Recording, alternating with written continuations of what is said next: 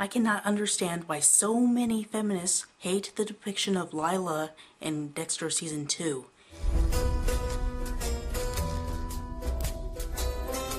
She is a female psychopath, and she is accurately represented as a female psychopath. On a show about a male psychopath interacting with a bunch of characters both psychopathic and non-psychopathic. I mean, I get that her actions in faking a rape and her general abusive behavior fit into negative stereotypes about women, and that these negative traits are often used in anti-feminist contexts in other shows, but this is not the case with Lila because Lila is a psychopath. The reason these stereotypes exist is because there are female psychopaths who do things like this. The writers clearly did their research into psychopathy, and Dexter paraphrases psychopathy expert Dr. Robert Hare in declaring Lila a psychopath like him.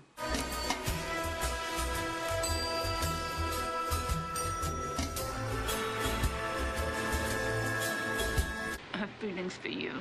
You want to have feelings for me, but they're just impulses. Enough. They're primitive responses to immediate needs. You know all the words, but you can't hear the music.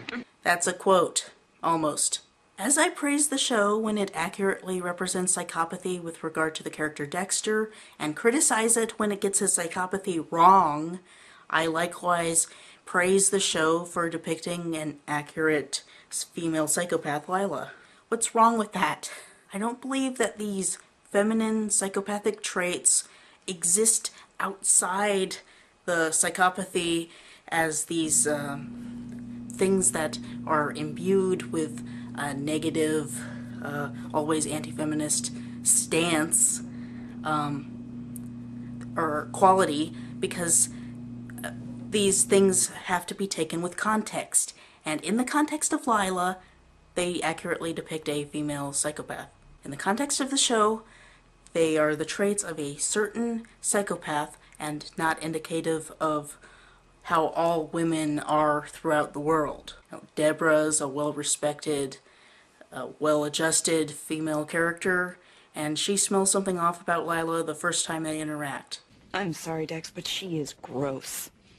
Because she's a good character, not a psychopath. When Lila goes to buy the roofie, the dealer says that she's not his usual customer. Roofies.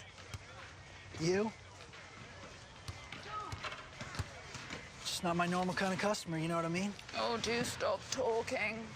Which is an acknowledgement that Lila's use of the drug is bizarre, and that a lot of real rapes happen in that city. As the non-psychopathic female characters are treated well, I don't consider it very problematic at all. People don't associate psychopathy with women because of these ancient gender roles, and Dr. Robert Hare in his book Snakes in Suits disputes the idea that there aren't a lot of female psychopaths because people don't think of women as having such psychopathic traits, and instead they get diagnoses like narcissistic personality disorder and such. But things are improving as the years go by, thanks to feminism. People have this better view of how women are, and that women can have masculine traits, like being aggressive and abusing how people see everyone in the system of social relations.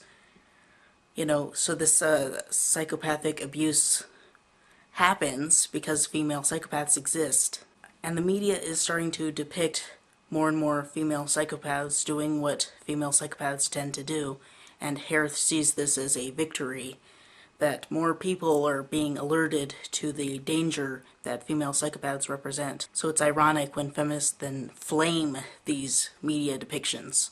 I presume the people who flame Lila just don't have an accurate understanding of psychopathy, and they need to return to their studies of such.